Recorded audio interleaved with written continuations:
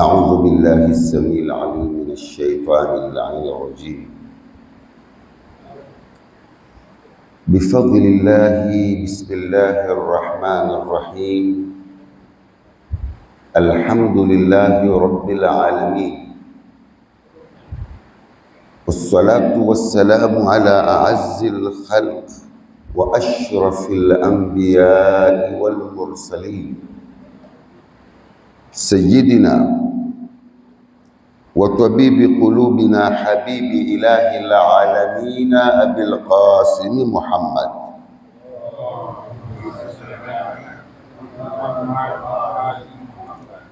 وآله الطيبين الطاهرين وأصحابه المنتجبين، وبعد. يقول عز من قائل في محكم كتابه: بسم الله الرحمن الرحيم. والعصر إن الإنسان لفي خسر إلا الذين آمنوا وعملوا الصالحات وتواصوا بالحق وتواصوا بالصبر. Kwa taufiki ya Mwenyezi Mungu na auni yake subhanahu wa ta'ala, tumemaliza tafsiri ya suratul Fatiha na leo tuingia katika tafsiri ya suratul Asr. Wal asri innal insana lafi khusr. Kabla ya kuingia katika sura hii, kwanza kuna umuhimu wa kuelewa kuwa sura hii katika aya zake tatu yazungumza mambo gani.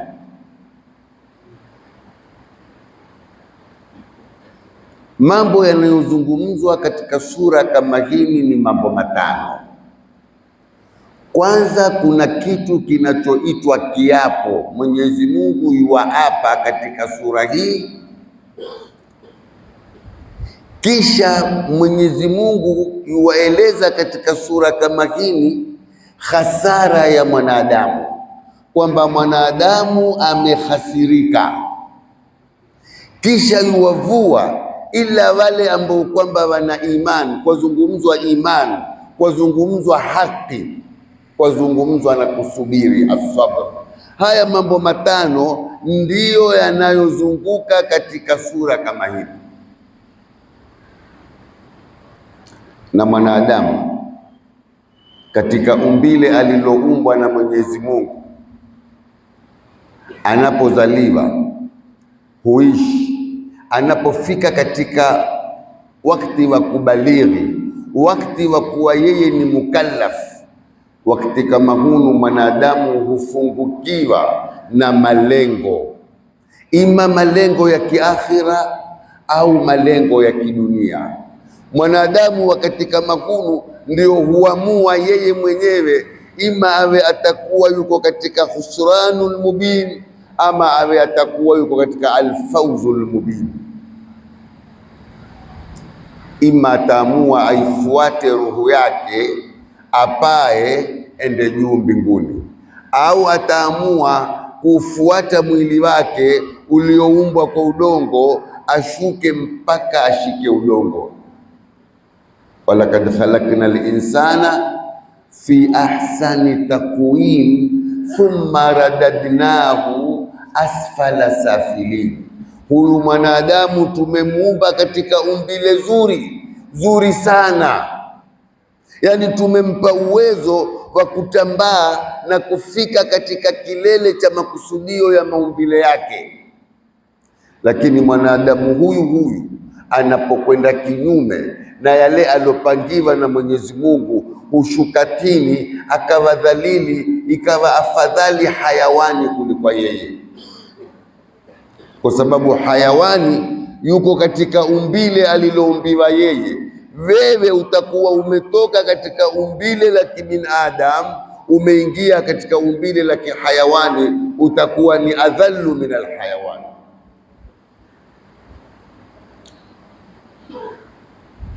Na mwanadamu katika asili ya maumbile yake hana kitu, hana chochote, sufuri.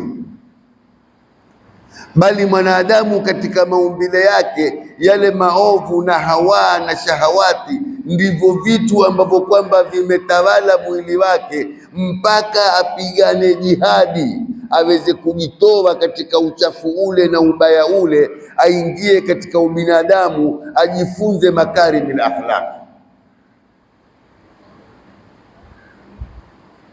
Sasa Mwenyezi Mungu Subhanahu wa Ta'ala katika sura hii inayoitwa Suratul Asr, ambayo kwamba imeteremka Maka, kuna na kauli kuwa imeteremka Madina, imebeba aya 3 peke yake.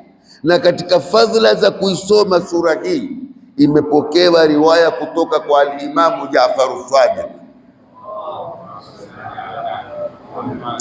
inaosema kwamba mwenye kuisoma Suratul Asri katika swala zake za suna, malipo atakayolipwa, uso wake utakuwa uking'aa na utakuwa na nuru siku ya Kiyama, na atakuwa na furaha na uteshi siku ambayo kwamba watu watakuwa na dhiki na makero. Lakini si kuisoma tu, ni kuisoma na kuielewa na kuitumia katika maisha yako. Hapo ndipo itakapokuletea ile athari ya kuwa wewe utakuwa na uso wenye nuru, wewe utakuwa na uso wenye furaha siku ya Kiyama, ambapo kwamba watu watakuwa wamebeba dhiki na makero na mazito. Sura hii al-Imamu Shafi'i rahmatullahi ta'ala alayhi azungumza, asema lau hakungeliteremshwa chochote katika Qur'ani ila sura hii tu, la kafaa, ingelitosha. Lau hii ni sura ingelikuwa interemshwa yo pekee, basi la kafat, ingelikuwa hii ni sura ni yenye kutosheleza. Sura imeanza na kiapo, wao ni wao na kasami, wala asri, Mwenyezi Mungu aapa kwa wakati. Kwanza tuje katika kiapo. Binadamu aweza kuapa, lakini katika kuapa kwake ima ataka kuthubutisha analolisema ni kweli, watu wanashaka nalo, ili awaondolee shaka na tashwishi, akatumia yamini, wallahi billahi tallahi sikufanya jambo hili, au nimefanya jambo kadhaa. Na mara nyingine mwanadamu aweza kuapa si kwa sababu ataka kuthubutisha jambo, kwa sababu ya kutaka kujiondolea adhabu au makero, ataka kuteswa, ataka kuadhibishwa, akawa haaminiki kwa maneno yake, ikabidi atumie yamini ili adhabu iliyoko imondokee, makero yaliyoko yamondokee. Wallahi sikufanya, basi bana, madamu ameshaapa yamini mwapi. Lakini Mwenyezi Mungu anapoapa haapi kwa sababu ya kutaka kuthibitisha analolisema ni ukweli, au haapi kwa sababu ataka kujiondolea kero. La, Mwenyezi Mungu anapoapa ni tofauti kabisa na kiapo anachoapa mwanadamu. Na mwanadamu akiapa kwa kusema wallahi au billahi au tallahi, yanakidu lyamin, itakuwa ni yaminu shar'i. Wakati hunu lau atavunda hili yamini, nimeapa kwa Mwenyezi Mungu mimi sitofanya jambo kadhaa, akarudi akalifanya, itamlazimu afunge siku 3 au alishe maskini 10. Lakini lau yuapa yamini bila ya kutumia wallahi billahi au tallahi, akasema mathalan wa rabbil ma'bud uksimu alayka bi Abbas bi abi wa ummi, hili ni yamini, lakini la yanaqidu shar'iyan. Yamini hili halitokuwa na hukumu yoyote, yani ukilivunda hulazimiki kufunga wala kulisha maskini, kwa sababu haliisabili ni yamini la kisheria, ingawa wewe umetumia kama yamini. Sasa Mwenyezi Mungu anapoapa huapa kwa kuonesha kile anachokiapia ni kitu kina umuhimu, kama kwamba yuwaziambia hizi bongo zetu na akili zetu zizunguke ziangalie kitu kile kilichoapiwa kimebeba nini au kina umuhimu gani. Na ndio utaona Mwenyezi Mungu ameapa kwa vitu vingi, washamsi waduhaha, jua, walqamari idha talaha, mwezi, walnahari idha jallaha, mtana, walleili idha yaghshaha, usiku, wassamai wama banaha, mbingu, walardhi wama tahaha, ardhi, wa nafsin wama sawaha, nafsi. Zote ni viapo hivi Mungu ameapa. Lengo na makusudio ya kiapo kinachotoka kwa Mwenyezi Mungu ni kututukua hizi akili zetu na fikra zetu, kutuambia hebu zingatieni, fikirieni, kuna vitu gani katika vitu hivi nilivyoviapia. Sasa hapa ameapa akisema wal asri, na apa kwa zama. Wanazuoni wametofautiana. Kuna wanaoona asri iliyokusudiwa hapa ni zama zile alizotumilizwa Bwana Mtume sallallahu alayhi wa alihi wasallam, ile nuru na miale yake iliyoenea kwa kutumiliza kwake, watu wakatoka katika jahilia wakaingia katika nuru ya imani. Uzito wa wakati kama ule na utukufu na uzito wa Bwana Mtume sallallahu alayhi wa alihi wasallam, Mwenyezi Mungu ameapa kwa wakati ule ili tuusome ule wakati, tuangalie mambo yalivyokuwa, kisha na tumsome Bwana Mtume sallallahu alayhi wa alihi wasallam. Kiwaangalia Makureshi, kina Abu Sufyan, kina Abu Jahal, kina Abi Lahab, kina Walid ibn al-Mughira, kina Al-Asi, ukiwaangalia na wale Makureshi kabla ya kuja Mtume walivyokuwa wakiishi, ilikuwa mwanamke mmoja huolewa na watu 4 5, kisha akipata mimba ule mtoto akizaliwa hupigwa kura imwangukiaya kama wake ule mtoto. Makureshi walikuwa na tabia kama hizo, wakipigana vita biauhal asbab, kwa sababu zisizokuwa za msingi, wakinwa tembo, wakizunguka katika Alkaba uchi kama siku walozaliwa. Yote ni mambo yalikuwa yako katika mji wa Maka. Wakifanyana watumwa, utumwa ulikuwa uko kinyume kabisa na alipokuja Bwana Mtume. Ilikuwa mtu aweza kumtukua mwanawe akenda akamuuza akawa mtumwa. Mtu akiwa ana deni anshindwa kulipa yuwafanywa mtumwa. Mtu akishindwa nguvu akiindwa kama hayawani yuwafanywa mtumwa. Hii ilikuwa ndio hali ya Makureshi, wakiabudu masanamu, wakisujudia masanamu. Na la kushangaza, katika utukufu na nuru ya Bwana Mtume, katika mazingara kama haya, akaibuka ni mtu mwenye makarimil akhlaq, ni mtu safi, ni mtu ambaye hana doa, wakati yuko katika mujtama uliozungukwa na kila aina ya ubaya na uchafu.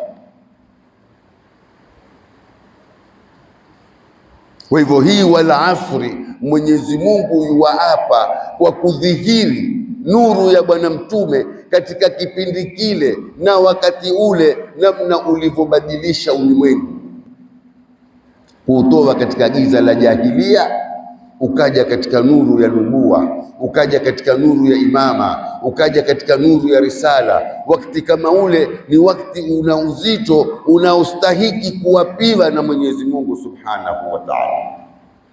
Kisha mwenyewe Bwana Mtume sallallahu alayhi wa alihi wasallam ni kiumbe mtukufu kushinda maelezo, ni kiumbe mtukufu kushinda mabongo yanavyoweza kufikiria. Fikiria katika safari yake tu ile ya Israi na Mi'raj, amefuatana na Jibraili, wakafika mahali, na Jibrili ni yule alosifiwa na Mungu, dhi quwwatin inda dhil arshi makin, ana nguvu na mbele ya Mwenyezi Mungu ana cheo. Muta'in thumma amin, ni mwenye kutiiwa na ni muaminifu. Muta'in thumma amin, dhi quwwatin inda dhil arshi makin, muta'in thumma amin. Alifika mahali katika ule msafara, akamwambia Bwana Mtume, hapa siwezi tena kwenda mbele. Mtume akamwambia, aha huna yatrukul khalilu khalilahu, hapa rafiki yangu ataka kuniata tumtoka pamoja? Akamwambia, la, lau mimi nitatangulia qaida unmulatin, kidogo tu kama unyaa, lahtaraktu, nitachomeka. Akapita Bwana Mtume katika anga kama hizo, akamwata Jibrili wa mgoja, akenda katika hadratil Qudus kuzungumza na Mwenyezi Mungu Subhanahu wa Ta'ala. Sasa wakati wa Mtume na yalojiri wakati kama ule, watu walivyoweza kutolewa katika jahilia wakatiwa katika mwongozo, ndio Mwenyezi Mungu Subhanahu wa Ta'ala yuwaapa katika sura hii kukumbuka na kuonesha uzito na umuhimu ulioko katika zama za Bwana Mtume. Hili ni kauli. Kuna kauli nyingine la haisemi hivyo, yasema Mwenyezi Mungu Subhanahu wa Ta'ala ameapa akasema, wal asri, akikusudia zamani ambazo kwamba atakuja kudhihiri al-Imamu al-Mahdi al-Muntadhar ajalallahu faraja. Kwa sababu katika zama hizo atakapodhihiri, kama Mungu anavyosema, wa nuridu an namunna ala alladhina stud'ifu fil ardh wa naj'alahum a'imma wa naj'alahum alwarithin, twataka kuwatenda wema wale walofanywa madhaifu katika ardhi, tuwafanye viongozi na tuwafanye wao ndio wenye kuirithi hii ardhi. Haya yatadhihiri na yatajiri atakapokuja Imamu Zamani. Uadilifu utaenea katika ulimwengu mpaka itafika kiwango simba na mbuzi watalisha pamoja bila ya kudhuriana.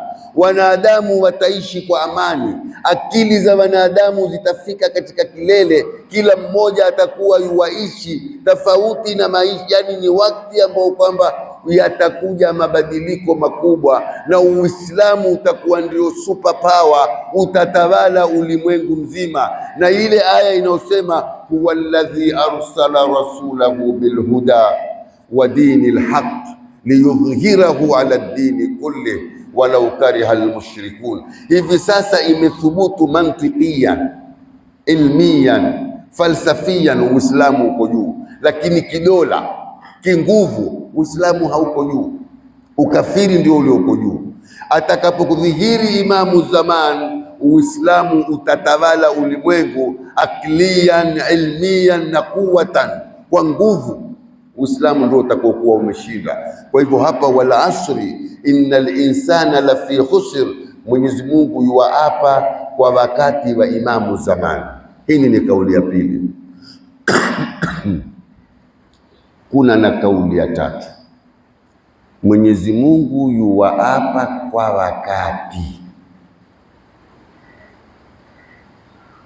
wowote, jumla ya wakati, yani kwa maisha yale atakayokuishi mwanadamu, ikiwa ni miaka 30, ikiwa ni miaka 40, ni miaka 50, ni 90, ule wakati aliokupa Mwenyezi Mungu kuishi katika ardhi kama hii, akuonesha umuhimu wake, usiteze nao, uutumie vizuri wakati ule, kwa sababu ni kitu kikisha kukupita hakirudi tena mara ya pili. Hakuna rasilimali kubwa ya mwanadamu zaidi ya wakati wake, lakini wengi hawajui thamani ya wakati. Utaona mtu atakwenda kukaa katika bulghatul majlis, akae barazani abobokwe. Utamwona mtu apoteza wakati ateza keram, ule apoteza wakati ateza karata. Ule wakati kuna watu wa uthamini, hawakubali nukta moja yao ipite bila ya mpango. ima yuko katika kutengeza akhira yake au yuko katika kutengeza dunia yake, lakini hako katika faudha. Na yasemekana kimoja kitakachomjutisha mwanadamu mbele ya Mwenyezi Mungu ni wakati atakapooneshwa ule wakati wake, namna alivyoteza nao, atasikia utungu, atamani arudi tena duniani, lakini wala tahina manas, hakuna tena wakati huo. Kuna na kauli nyingine inayosema wal asri, ya kusudiwa wakati wa jioni, jua linapokutwa, ulimwengu ukawa wabadilika, watoka katika mwangaza wa mtana waingia katika kiza cha usiku, kuku warudi katika vibanda vao, mbuzi watiwa katika zizi zao, watu wasafisha kandili kuwasha na mishumaa yao, na wenye taa wawasha taa zao. Yani mabadiliko yanayotokea kutoka katika mtana kuingia katika usiku, kutoka katika wakati wa kutaharaki na kwenda mbio kuingia katika wakati wa sukuni na kujituliza, kuingia katika wakati wa giza baada ya kutoka katika wakati wa mwangaza. Wenye maduka wafunga maduka yao, ingawa hivi sasa imekuwa ni tofauti, hakujulikani tena mtana wala usiku, zimekharbatika, yani wamekuwa mtana na usiku ni kitu kimoja. Lakini wakati huo Qur'ani ikiteremka, ile wadhi ulikuwa ukipatikana katika wakati wa alasiri, kwamba watu washachoka, waregea majumbani, kuku waingia vibandani, ndege waingia vitunduni, giza laingia kidogo kidogo, wenye kusafisha kandili zao, wenye kuwasha mishumaa yao, walikiona ile tofauti na ile nuru ya mtana na kiza cha usiku. Wal asr innal insana lafi khusr. Inna ni harfu tawkidi, al insana ni ismu inna, kisha ni ismul jins. Lafi khusr, tutapata khabaru ya inna hapa. Tuwate haya, Mwenyezi Mungu yuwaapa kwamba mwanadamu yuko katika hasara. Kila jinsi ya mwanadamu yuko katika hasara, kwa sababu mwanadamu namna atakavyokuwa, kila nukta inayompitia katika maisha yake yuwatoka katika huu ulimwengu. Ni sawa na donge la barafu liloweka kwenye jua, kila nukta la yayuka. Mimi na wewe, kila nukta inayopita katika maisha yetu, twakikurubia kifo chetu, twakurubia kaburi yetu. Kwa hivyo sisi tuko katika hasara, kwa maana ya kwamba kila nukta inayopita sisi twapungua. Hata ile aya inayosema kullu man alaiha fan wa yabqa wajhu rabbika dhul jalali wal ikram, tafsiri yake sio kila aliyoko hai atakufa au ataondoka. Hii fani ni kwamba sasa hivi wewe uko katika hali ya kuelekea kwenye fanaa. Ala ila Allahi tasiru al-umur, jueni kwa Mwenyezi Mungu vitu vyote vimeelekea. Kullu man alaiha fan, kullu nafsin dha'iqatul maut, kila nafsi itaonda kifo. Wa innama tuwaffawna ujurakum yawmal qiyama, mutalipwa malipo yenu siku ya Kiyama. Kwa hivyo moja katika masala ya kuiona hasara ya mwanadamu, kabla hatujakuja katika kufanya madhambi kwake, katika kumkosea Mungu kwake, katika kukosa maadili kwake, awe ni mtu wa kisawa sawa, bado yuko katika hasara ya kupoteza umri wake na wakati wake katika kila nukta inayompitia, na kukimbilia kule ambako kwamba yeye ndiko anakongojewa. Kila mmoja yuelekea kwenye kufa. Ingawa al-Imamu Ali alayhi salam asema ma raaitu yaqinan ashbaha bishaki min al-maut, sijaiona yaqini inayofanana na shaka kama kufa. Kila mmoja ana yaqini kuwa atakufa, na kila mmoja ayua yeye bado atakufa ni mtu mwingine. Na ndivyo maisha yalivyo. Wale wanaokwenda kuzika wao wajua bado kufa, alokufa ni ule wanaokwenda kumzika, na ndio tukaambiwa kwamba kila mtu anayekufa hufa ghafla, kwa sababu kila anayekufa huwa hatarajii kifo. Yeye ana matumaini ya kupoa kama ni mgonjwa, hata awe taabani namna gani, huwa kuna hisia zinazomwambia inshallah, akija daktari fulani, nikipata dawa fulani nitapoa. Kwa hivyo yale mauti yakitokea hutokea ghafla, ila kwa wale muttaqin, mu'minin, mukhlisin, ambao kwamba wako tayari kufa wakati wowote, bali waona dhiki kukaa katika huu ulimwengu, ni vile wakati wao wa kufa haujafika. Innal insana, hakika mwanadamu, la fi khusrin, yuko katika khasara. Hii fi ni dharfia, yani ni kama barua uitie kwenye bahasha kisha uifunge, sitakuwa imezungukwa kila upande. Kwa hivyo na huyu mwanadamu yuko katika khasara, na khasara yenyewe ni kwamba kila siku yuwapoteza katika maisha yake, yuwapoteza nguvu zake, yuwapoteza umri wake, yuwapoteza nafasi zake. Sasa ili asiwe katika hasara, mpaka awe vipi mwanadamu kama huyu? Hasara ni kitu kibaya. Al-Imamu Musa al-Kadhim alayhi salam asema, ad-dunya bahrun amiq, ulimwengu ni bahari yenye kizimbi kirefu sana. Halaka fiha alamun kathir, walimwengu wengi katika ulimwengu huu wameangamia. Ni mengi katika ulimwengu ambao kwamba wamesoza, wameangamia, na hawana namna ya kurekebisha tena maangamivu yao. Al-Imamu Ali alayhi salam asema, laisa ba'da al-mauti min musta'tab wala ila dunya munsaraf, baada ya kufa hakuna tena nafasi ya kutubia, wala hakuna tena nafasi ya kurudi ulimwenguni. Laisa baada almauti siwa jannatin au nar, baada ya kufa ni pepo au ni moto.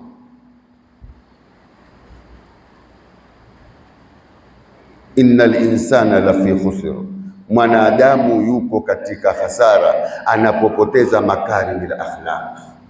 Mwanadamu ni akhlaq, yeye akizaliwa huzaliwa mtupu.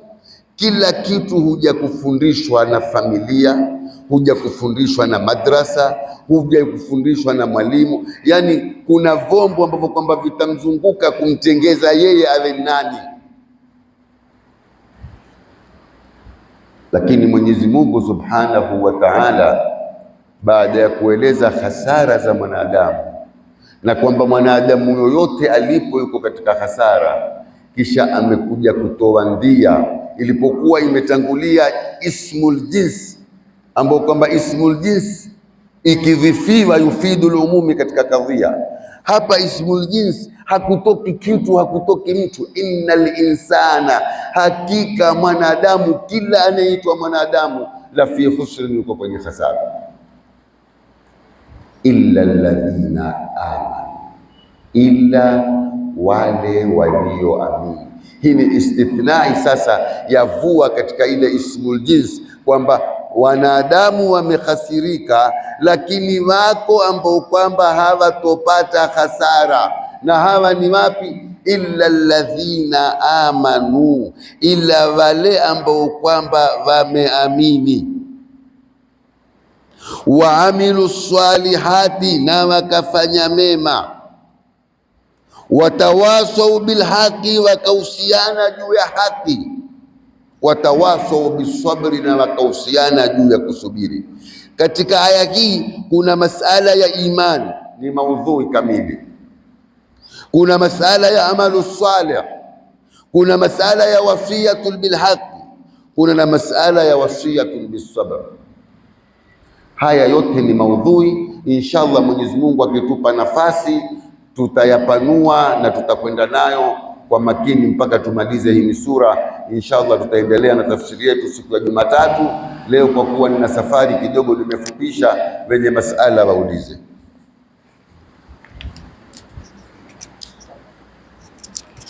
Ustadh, masala yangu pia leo ni mawili. La kwanza ni katika illa alladhina amanu wa amilu salihat watawasau bilhaqi watawasau bisabr.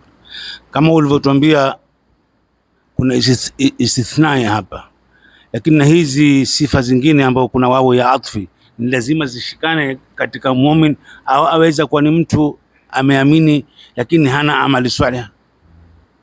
La kwanza. La pili, katika kuwapa, ikiwa umeoa muta au ndoa nyingine na ikajulikana kwako ambao ulikuwa hutaki ujulikane, ukaapa kwa kuwa nashika mswahafu mimi sikuoa, itakuwa umesema urongo au itakubidi ulipe fine, yani ya kufunga kama hukutumia afu za kiapo? Suala la kwanza umesema hizi vitu imani na amalu salih ni lazima zishikane, ama mtu aweza kuwa na imani akawa hana amali njema, akawa na amali njema akawa hana imani, sio hivyo? Ni lazima vitu hivi ziende sambamba, imani na amalu salih. Ukiwa na imani bila ya amali njema, imani ile haitakusaidia kitu, na ukiwa na amali njema bila ya imani, amali njema haitakusaidia kitu. Ni lazima uwe na vote viwili, uwe na imani na uwe na amali njema. Nimetumia imani hii kwa maana ya swala la alu jana, kwa kuwa mtu akiwa ni Shia, sisi tumtukua ndiye muumini.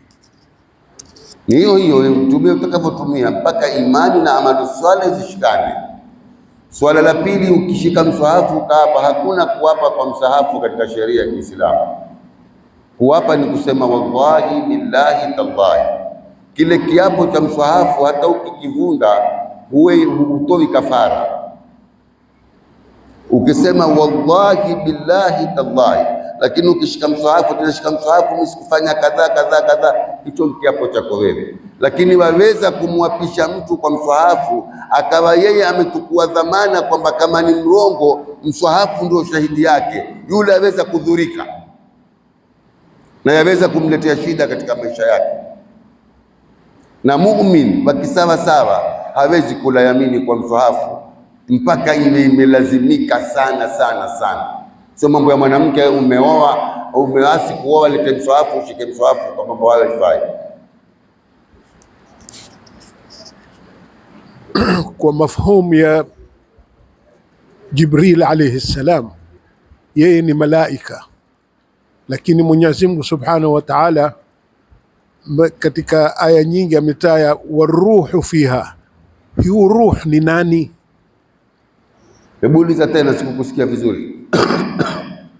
Tuelewa kwamba Jibril alayhi salam ni malaika, lakini Mwenyezi Mungu Subhanahu wa Ta'ala mara nyingi ametaya tanazzalu almalaikatu waruhu fiha. Sasa ruh ni nani? Naam, kulingana na mfumo wa Al-Qur'an Al-Karim, kitu kinachoitwa ar-ruh ni vitu vinne. Kuna vitu vinne, vote vimeitwa ni ar-ruh. Kimoja ni Jibril, nazala bihi ar-ruhul amin ala qalbika litakuna min al-mundhirin. Hii Qur'ani ameteremka nayo ar-ruhul amin Jibril. Mwingine aloitwa ar-ruhun nabi Isa, wa kalimatun alqaha ila Maryam wa ruhun minhu. Kitu kingine kilichoitwa ar-ruhu ni al-Qur'an, inna anzalna alayka ruhan, tumekuteremshia ruhu. Na zote hizi zina sababu ya kuitwa ruhu. Na kitu kingine kilichoitwa ar-ruhu ni ruhu ya mwanadamu, wa yasalunaka anir ruh qul ar-ruhu min amri rabbi. Kwa nini zimeitwa ar-ruh? Jibrili ameitwa ar-ruh kwa sababu ndiye anaivuvia ruhu katika matumbo ya watoto wadogo, ile wanafakhna fihi min ruhina. Kazi ya Jibrili ni kuteremka akavuvia ruhu kwenye uzao, kama alivyovizilia bibi mama Maryam, alimvivia akapata mimba ya Nabii Allah Isa. Qur'ani imeitwa ruhu kwa sababu huhuisha akili na nyoyo. Ruhu ya mwanadamu imeitwa ruhu kwa sababu akiwa nayo huwa yuko hai, ikimtoka hufa. Na Nabii Allah Isa ameitwa ar-ruhu minhu kwa sababu moja katika miujiza yake alikihuisha maiti. Wazi.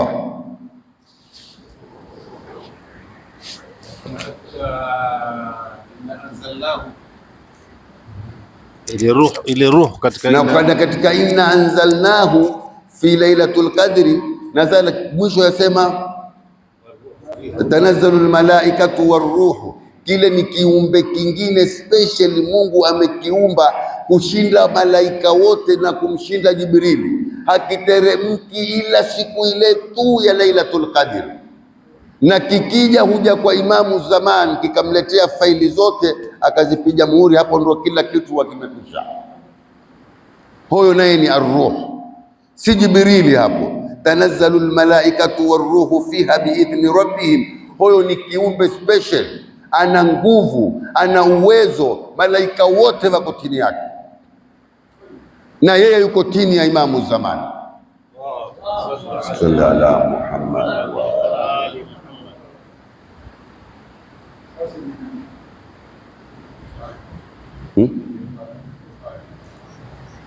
Noa mkono basi pate kuletewa kidude.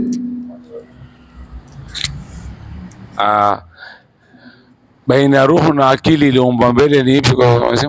Ni akili. Ashuka. Manake kuna riwaya inna Allaha khalaqa al-aqla qabla kulli shay, kuna riwaya inna Allaha khalaqa al-qalam, kuna riwaya inna Allaha khalaqa nura nabiyyika Muhammadin qabla kulli shay. Kwa hivyo ruhu haikutiwa, mwili umeumbwa mbele ya ruhu katika ulimwengu tulionao. Kwanza huya mwili kisha kaya nini, lakini huko katika alami dhari kwanza ruhu.